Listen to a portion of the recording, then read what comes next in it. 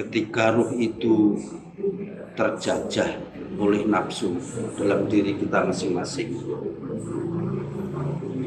ruh itu tidak bisa berbuat apa-apa.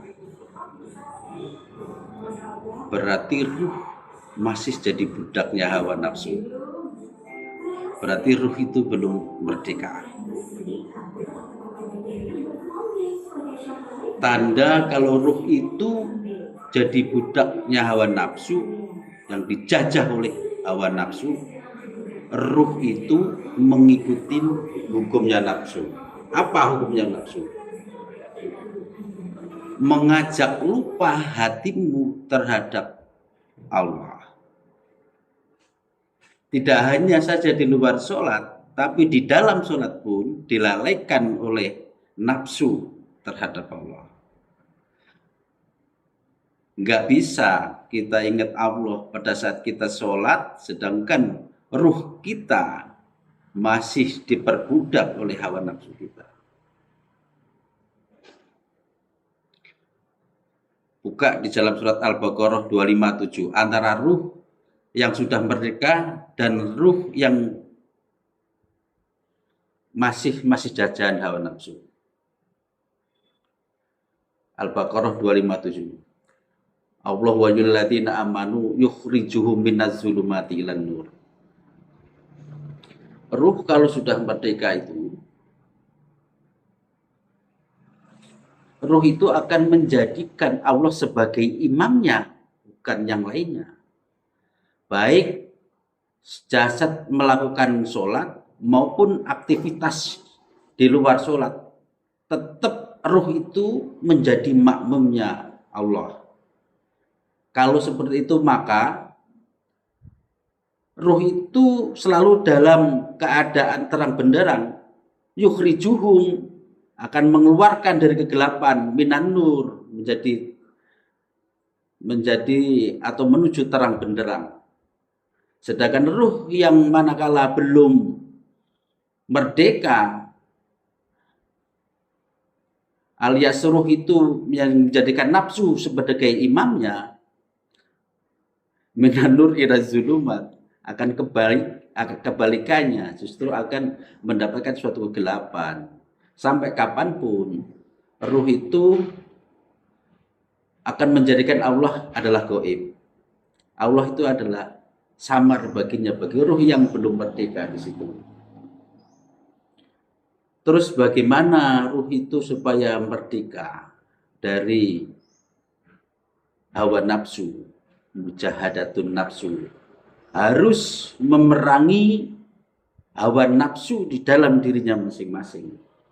Apa bekalnya? Sebelum kita masuk dalam medan pertempuran melawan hawa nafsu itu, bahwa bahkan Rasulullah itu pernah berpesan bahwa umatku adalah berat untuk memerangi hawa nafsunya itu sendiri. Musuh terberat adalah memerangi hawa nafsunya itu sendiri. Dengan apa kita bisa mengalahkan hawa nafsu kita? Ilmu, amal, istiqomah. Inilah yang disebut sebagai takwa. Dengan takwa itu sebagai senjata kita untuk mendeteksi nafsu di dalam diri kita yang setiap saat yang akan menggelincirkan kita untuk lupa terhadap Allah Subhanahu wa taala.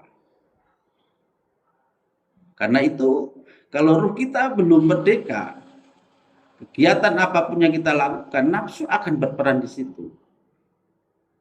Baik sholat maupun ibadah yang lainnya.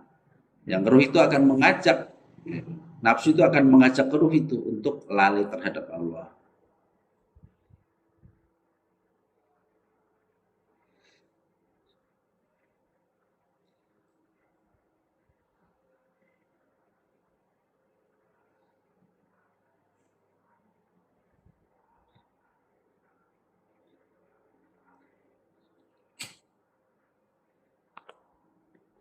Bahwa inilah yang disebut oleh Rasul sebagai khalilullah.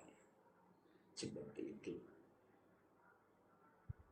Ya, kita harus berjuang, bukan lantas kita pasrah begitu saja. Karena yang menjadi pertanggungjawaban kita terhadap Allah adalah ruh kita, rohani kita. Karena ketika kita masih di dalam alam azali yang dibaiat langsung oleh Allah, itu adalah ruh, bukan jasad. Yang mungkin yang sudah kita lupa ketika kita dibait oleh Allah, alastu birabbikum, yang pada saat itu ruh menjawab qalu bala syahidna. Sehingga dengan prosesnya waktu ketika kita sudah balik, yang Allah sendiri mengutus nafsu-nafsu tersebut untuk bagaimana menguji makhluknya yang namanya manusia itu akan janji-janjinya ketika dia dibaiat oleh Allah bahwa dia tidak akan berpaling dengan Allah, bahwa dia tidak akan mencintai selain Allah, bahkan dia tidak menyembah selain Allah. Nah, itu akan dibuktikan. Maka secara hukum syariat ketika kita balik, ya, kita diingatkan kembali untuk bersyahadat. Artinya mengingatkan kembali pada saat kita dibaiat langsung oleh Allah. Yang kedua adalah untuk menyatakan identitas kita bahwa kita sebagai muslim, umatnya Rasulullah.